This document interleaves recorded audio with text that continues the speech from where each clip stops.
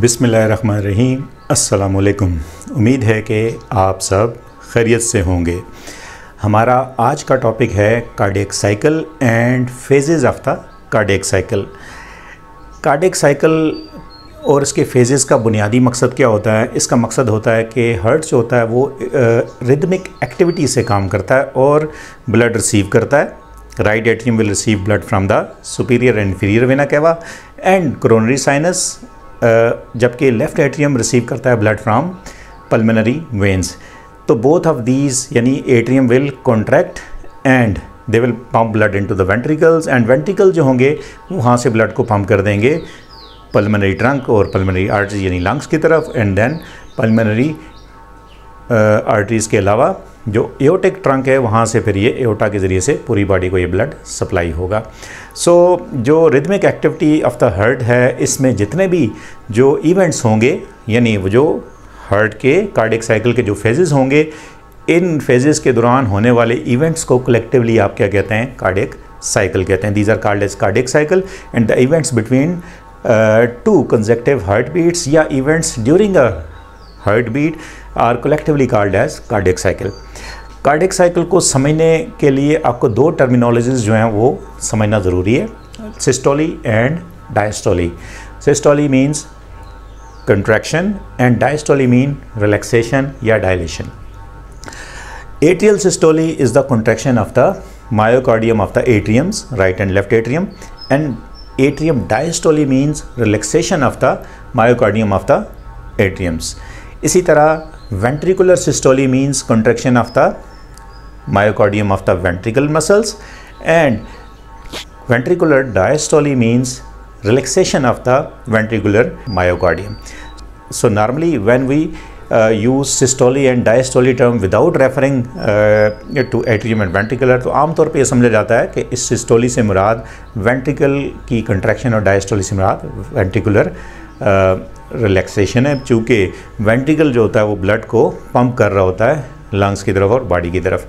अब जो पहला इसके अंदर फेज़ है ड्यूरिंग कार्डियक साइकिल, जो फर्स्ट फेज़ है इसको आप कहते हैं एट्रियल डायस्टोली। ड्यूरिंग एट्रियल डायस्टोली, जैसा कि आप डायग्राम के अंदर देख रहे हैं कि मसल रिलैक्स होते हैं मायोकार्डियम ऑफ एट्रियम के, so it receive bloods due to low pressure, इसके अंदर प्रेशर कम होता है। It receives blood from superior inferior vena cava, ये उसको रिसीव करता है और कोरोनरी साइनस से रिसीव करता है इनटू राइट एट्रियम, जबकि लेफ्ट एट्रियम जो होता है it receives oxygenated from blood from lungs through pulmonary veins. इस स्टेट के अंदर ब्लड इसमें भरना शुरू हो जाता है दोनों एट्रिया के अंदर, और एट्रिया में से ब्लड जो होता है वो ट्राइकस्पिड बाइकस्पिड वेल के ज़रिए से वेंट्रिकल में भी जाना शुरू हो जाता है। चूँकि एट्रियम के अंदर हाई प्रेशर है और वेंट्रिकल के अंदर लो प्रेशर है, तो tricuspid and bicuspid valve will become open and blood will enter into the ventricle as well. इसी दौरान में बोथ एट्रिया जब ब्लड से भर जाते हैं तो they will contract. This contracture of the myocardial muscle is called as atrial सिस्टोली।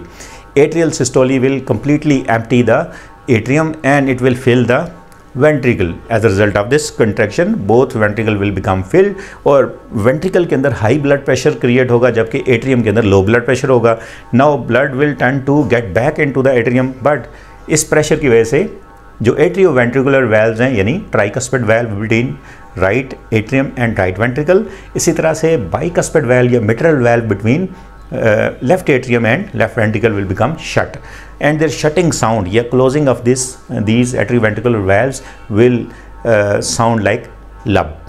जो पहली साउंड होती है स्टेच से आप जो सुनते हैं वो lub sound, it is due to shutting of the tricuspid and bicuspid valve. Now ventricle is filled with blood, जैसा कि आप देख रहे हैं कि वेंट्रिकल के अंदर ब्लड फिल हो चुका है और वेंट्रिकल के अंदर हाई प्रेशर डेवलप हो गया है, एंड इसी वक्त जो ventricular systole will take place and it will cause contraction and contraction will create high pressure.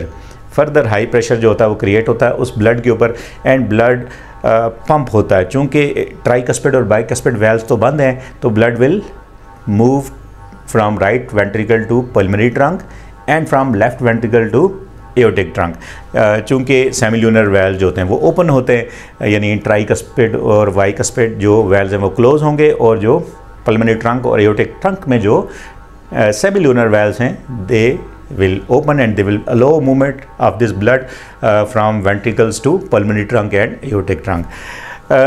अब इस कंट्रैक्शन के नतीजे में यानी वेंट्रिकुलर सिस्टोली के नतीजे में ब्लड जो होगा वो राइट वेंट्रिकल और लेफ्ट वेंट्रिकल से पल्मोनरी ट्रंक और एओर्टिक ट्रंक में चला जाएगा.